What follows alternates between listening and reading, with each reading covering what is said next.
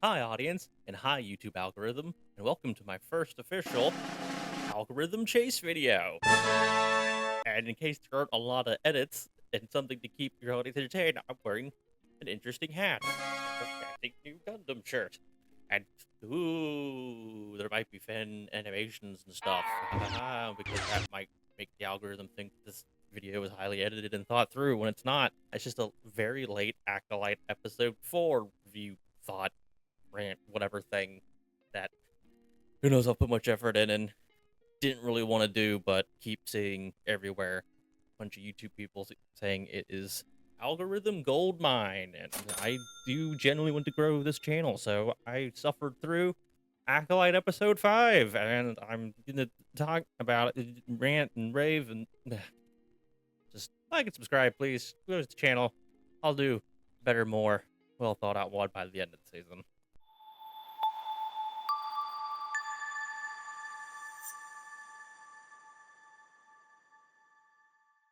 So, The Acolyte, episode 5, the one that was supposed to have the greatest lightsaber fights and shocking reveal stuff since the prequels and OT. And I guess, I mean, the fights were a hell of a lot better than anything from Obi-Wan or Ahsoka or any other Disney TV crap. And they were better than the sequels, but they're still nowhere near the level of quick intensity, creative, just flashy, awesome lightsaber fight that was the prequels, or the emotionally heavy, oh shit, lightsaber out, something's going to happen and be meaningful fights of the OT. This was just, they had more competent fight choreographer in, and they good on them for trying. There was some stuff that was interesting. It was just once you really think about it and think about how whenever they talked or tried to do anything story wise, it would just ruin it and not matter. And plus the stupid whatever material on the Smilo Red Darth Teeth guy's helmet and gauntlets or whatever the fuck that would break lightsabers. Don't give that a second thought. I don't care if it was EU, Disney books, or whatever bullshit canon that no one's ever heard before. It was never made explicit in live action or even animated shit, and it breaks so much Star Wars crap because this was before the OT. So I guess we can just go ahead and just get into that argument and bullshit that I've seen around right off the bat. The material, the Cretosis or frick or whatever the frick it's called that the guy had, that just turns off lightsabers, breaks them for like 10 seconds, and goes. So, first off, it's a bullshit material. That should not have been a thing, at least a thing from before the OTs and even the sequels. I can understand if you're doing way down the line, materials were created. This is an alloy of Beskar or whatever Mandalorian bullshit metal way in the future that someone discovered because technology even technology in the Star Wars galaxy as time goes on would advance, and that's fine. So it's a alloy of Beskar, whatever. There was reaches of a galaxy that was never explored. A new planet from the Outer Rim where they found this shit, and they're like, "Ooh, okay, cool." It turns off lightsabers. You can do that, but making it before when you hear, you're like, "Why the fuck didn't Darth Vader have some of that on his helmet? How come the Emperor didn't have it? Because he's like, oh, I'm finally getting decrepit and weak. So let me get these lightsaber-proof stuff on me and lightning." It's dumb. And saying it's rare or just super expensive shoot me to think because it's the Empire. They have literally all of the money. Or they'll just threaten to blow up the planet it's mined off of if they don't give them an endless supply. I don't care how hard it's worked with. Clearly, it's still impossible to work with it in order to get fucking Sith guy's helmet. So, the bullshit material, and it breaks everything, and it's not even cleverly used. I mean, I guess fighting with it was somewhat cleverly used, but the fact that the Jedi would just sit there and go, "Huh? Oh no, what do I do? My lightsaber won't turn back on." You're Jedi Knights. You have the Force. You're supposed to be creative and not just rely on a lightsaber. Lightsaber's supposed to be last resort defense things when you really have to pull them out. So you should know what to do when your lightsaber doesn't turn on.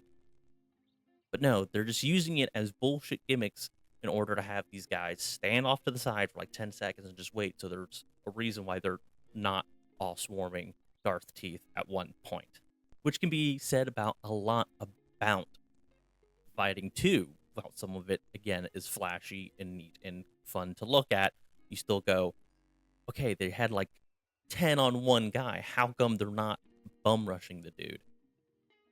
They had it for a little bit with like 4, and then they started breaking stuff, or he started just mowing people down. They're just like, oh man, he's super powerful. And then you have like Soul just watching him being part of the audience, going, oh man, he's super powerful. Like, help the dude. You're supposed to be the best fighter there, allegedly, and you kind of are because you held your own against him more. Well, you're not really the best fighter there because your fucking Padawan held her own the best of everyone there, which was dumb. The Padawans should not be better fighters than the Knights. Just shouldn't. I don't care about Ahsoka syndrome and all that bullshit. They just shouldn't. It's dumb. But yeah, Soul, even though he was the best fighter short of the Padawan, he made stupid decisions. He just didn't get involved. He wanted to just watch. It was. Once you get through the decent spectacle can be and start thinking about it or really noticing some of the bullshit, it's just dumb. And the fact that Jedi can just use force on each other willy nilly as if there's nothing. I know there was never really a spoken rule that you could tell from like the OT, but there was always like it's harder to use force on Jedi kind of thing. But this is just ridiculous. I don't care about the power scaling. There's still like 8 of them. You should have been able to group their Jedi forceness together and actually take on the guy who just got debuffed because I guess he was getting winded from fighting so longer against the Padawan. You can make up whatever headcanon bullshit you want, but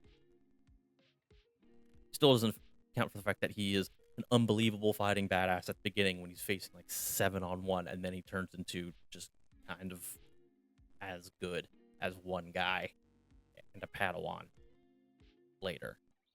Okay. Enough about the fight that they hyped up kind of online, and then it was kind of meh. Better episode than the other 4, but meh.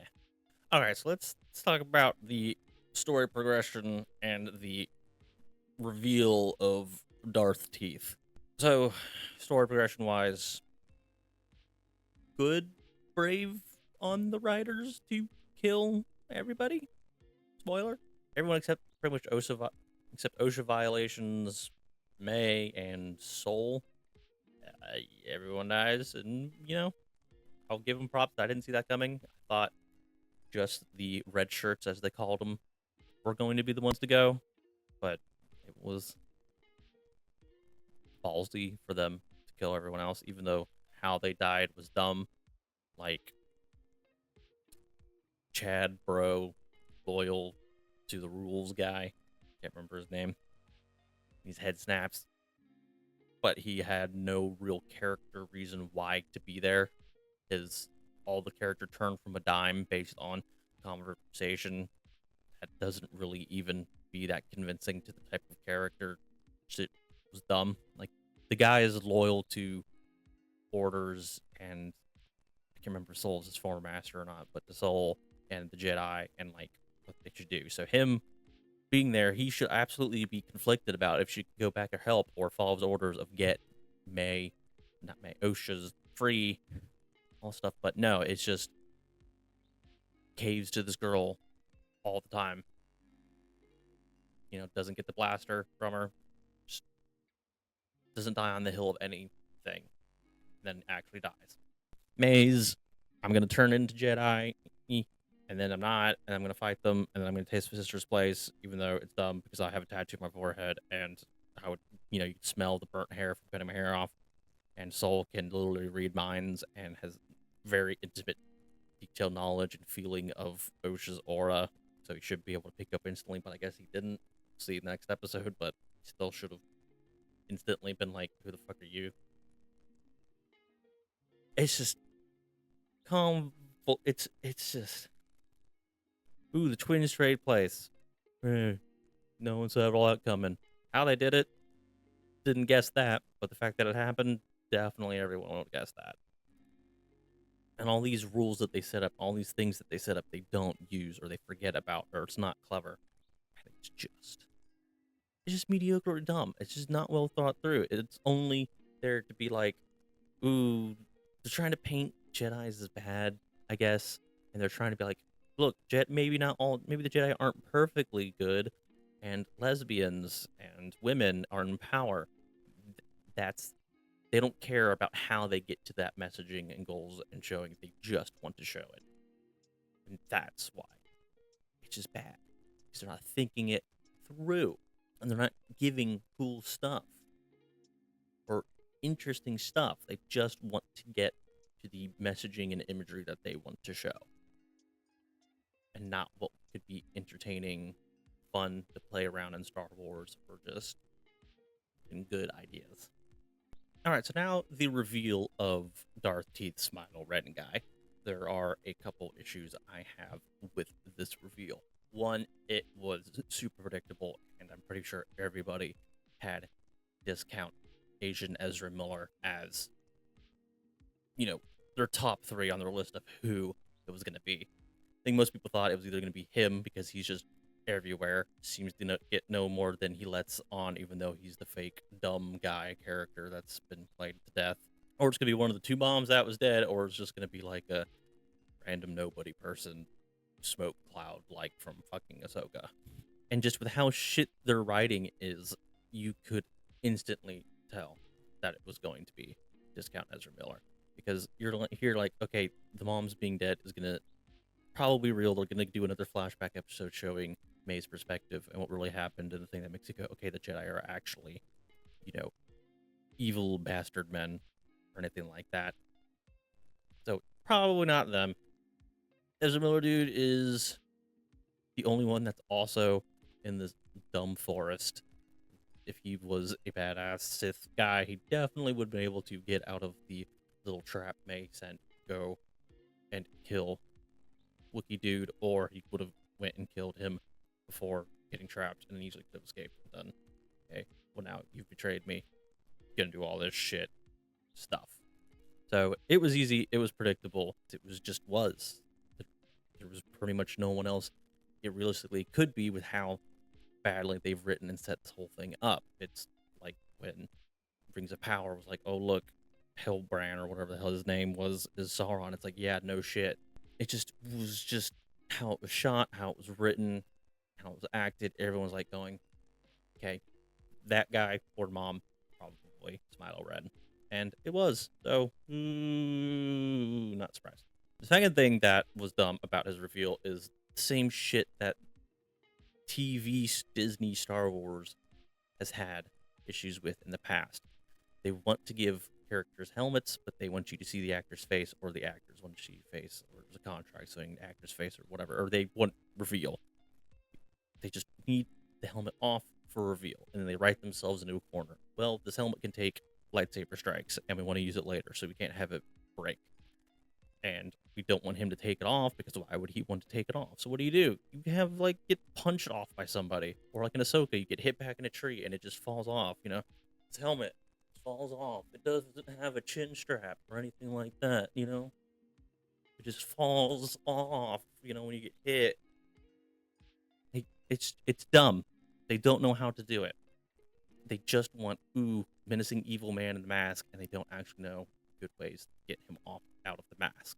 Darth Vader's helmet being removed in the OT was done for well and good reasons. They didn't have to do broken helmet CNI bullshit thing, so it's Anakin that they like to do now.